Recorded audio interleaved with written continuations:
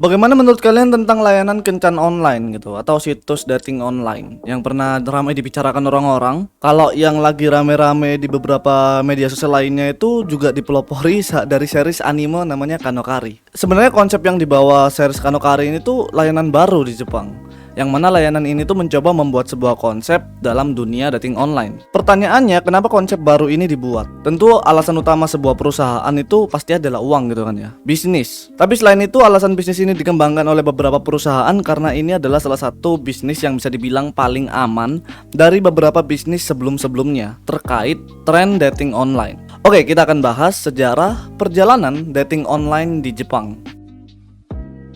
Ngomongin soal dating online, sebenarnya dating online itu sudah lama dibawakan sebagai gagasan dari salah satu kritikus di Jepang, yaitu Shigeru Kashima, di mana dia ini mencoba memperkenalkan sistem di mana pria akan diperkenalkan dengan wanita yang sama-sama single dan sesuai kriteria, dan mereka akan disatukan untuk menjalin hubungan layaknya kekasih. Ya sama kayak dating online umumnya lah. Yang mana menurut gagasan dari Shigeru Kashima ini, semua ini dibawakan untuk tujuan pernikahan. Dan menjadi pertanyaan untuk kita gitu kan, kenapa Shigeru Kashima melakukan hal ini? Sebenarnya Shigeru Kashima ini bukan hanya kritikus Jepang, dia juga hidup di Perancis sebagai kritikus sastra Perancis. Dan tentu pengalaman hidupnya di Perancis ini memberikan sebuah garis pandang baru tentang sebuah hubungan percintaan di Jepang. Gagasan ini dibawakan pada tahun 70-an dengan harapan masyarakat Jepang itu bisa menemukan pasangan mereka masing-masing. Cara yang dilakukan oleh Shigeru Kashima juga konvensional banget.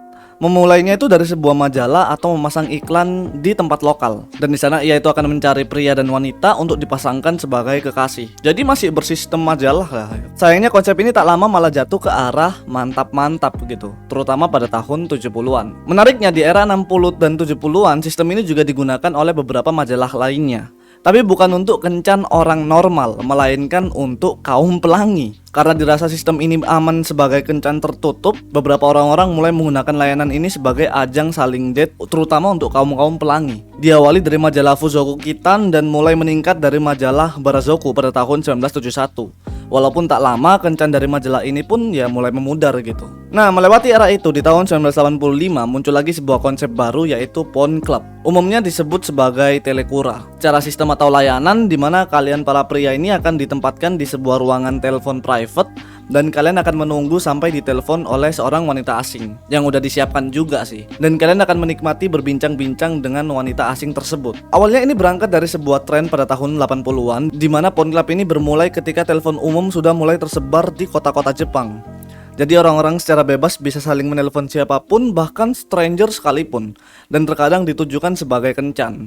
Sampai akhirnya Asahi Shimbun pernah menerbitkan sebuah artikel di mana seorang gadis SMA berkencan dengan seorang pria dari telepon umum ini. Karena dirasa populer, banyak wanita bahkan anak SMA yang mencoba masuk ke dunia tersebut. Dan tentu yang awalnya mungkin untuk saling dating atau hanya untuk berbicara kepada stranger, lama-lama bergeser ke arah mantap-mantap lewat telepon. Karena banyak pria yang terkadang itu menawarkan uang kepada gadis-gadis SMA ini. Nah, ini menjadi awal dari Phone Club industri. Mantap-mantap via telepon, atau mungkin kalau zaman kita itu VCS ya, dimana kalian diberi ruangan private untuk menikmati telepon dengan wanita asing. Bahkan di ruangan tersebut disiapkan tisu. Ya kalian tahu lah buat apa. Bahkan jika kalian itu bisa negosiasi lebih baik, biasanya para pelanggan Phone Club ini bisa bertemu dengan wanita yang ditelepon untuk melakukan mantap-mantap di tempat lainnya.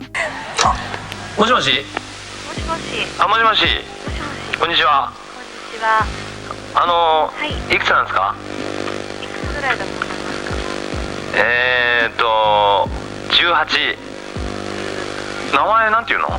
名前はミキちゃん。ミキちゃんはどういうタイプ好きなの？別にそうしたはないけどね。Tapi karena kebanyakan saat itu bisnis ini dimasuki sama anak-anak sekolahan, akhirnya Jepang menetapkan undang-undang baru terhadap bisnis hiburan dan juga perlindungan anak-anak muda. Sehingga perlahan Phone Club ini mulai sepi dikunjungi. Terutama pada tahun 1995, sebuah majalah bulanan diluncurkan oleh Liquid Holdings, di mana mereka ini membuat sebuah sistem kencan, di mana mereka ini menengahi pertemuan antara pria dan wanita sebagai kencan. Dan disinilah istilah dating online itu mulai dikenal oleh masyarakat Jepang, dan menjadi era ditinggalkannya Phone Club yang sebelumnya. Dan tahun 1995 menjadi era paling cepat dalam peningkatan industri atau sistem-sistem semacam dating online, terutama di internet. Itu dikarenakan NTT Docomo sebagai operator jaringan seluler terbesar di Jepang membuat sebuah internet system yang disebut iMode, yang artinya secara simpelnya orang-orang itu bisa mengakses internet di handphone mereka masing-masing. Tapi karena banyak orang yang mulai liar, terutama mereka ini memanfaatkan anak-anak muda dalam kencan online di internet, akhirnya muncullah undang-undang terkait situs kencan, yang mana ini bertujuan untuk melindungi anak-anak supaya tidak terjerumus ke situs kencan ini. Dan beberapa perusahaan yang berjalan dalam bidang ini mulai diperketat. Terutama mereka semua ini akan diberlakukan juga seperti pengecekan identitas dan umur. Tapi undang-undang itu mulai diterapkan pada tahun 2009, sehingga tahun 2009 ini tidak ada celah untuk beberapa dalang industri atau pelaku yang nakal. Tapi di tahun 2009 layanan jejaring sosial di Jepang semakin membesar. Umumnya disebut sebagai SNS. Ini menjadi tempat dating online yang selanjutnya. Mungkin yang sering ikut pembahasanku pasti tahu ya, banyak tragedi pembunuhan yang terjadi dalam SNS, apapun itu media sosialnya. Dan kejadian-kejadian ini membuat orang-orang itu semakin berhati-hati dengan jejaringan media sosial. Dan di tahun 2011 mulai ditetapkan lebih banyak lagi undang-undang dan revisi terkait kencan online. Karena saat itu kencan online bisa menjadi sesuatu yang sangat berbahaya. Dan setelah semua itu, pada tahun 2012 dan 2013 muncullah sebuah layanan baru, yaitu rental pacar. Rent a girlfriend, atau dalam bahasa Jepangnya dikenal sebagai Kanojo Okarishimasu, disingkat Kanokari gitu kan ya. Menjadi salah satu series anime yang ikonik karena di tahun 2009 itu mengenalkan sebuah layanan yang disebut sebagai rental pacar, yang artinya kalian diberikan layanan untuk menikmati bagaimana rasanya memiliki pacar dan tentu saja ngedate, tapi dengan batasan-batasan tertentu. Tentu target dari layanan ini tuh berfokus pada pria-pria Jepang yang nggak populer atau yang nggak pernah mengalami fase-fase percintaan, atau bahasanya jomblo akut. Walaupun di Jepang sendiri layanan ini tuh sudah ada sekitar tahun 2012 sampai tahun 2013 lah. Dan di Jepang sendiri itu baru kerasa populernya di tahun 2015. Sampai akhirnya menjadi ide konsep bagi Reiji Miyajima dalam mangganya yang ia buat, yaitu Kanojo Okarishimasu pada tahun 2017.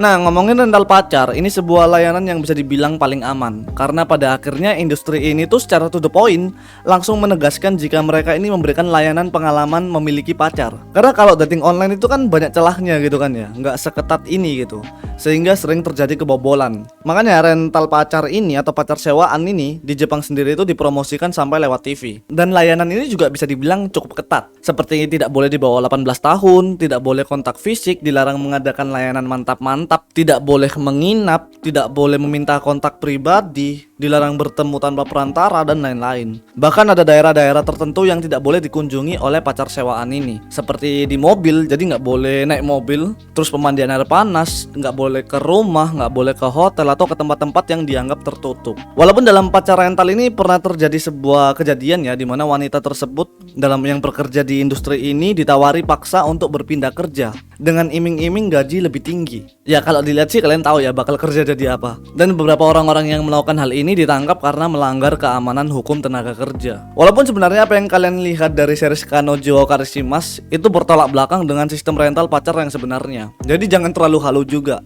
Oke, jadi ini dia pembahasan kita, pembahasan singkat tentang sejarah dating online di Jepang. Dan semoga yang aku bawakan ini menjadi informasi baru buat kalian. Dan kalian yang di Indonesia, kalau semisal pengen coba bikin dating online semacam ini atau rental pacar, mending dipikirin dulu deh. Karena banyak orang-orang yang bisa aja orang-orang nekat masuk ke ranah tersebut gitu, dan tentu saja melakukan hal yang aneh-aneh. Silahkan tambahkan di komentar jika ada kekurangan. Terima kasih buat kalian yang sudah menonton video ini sampai habis. Aku Jen, see you next video.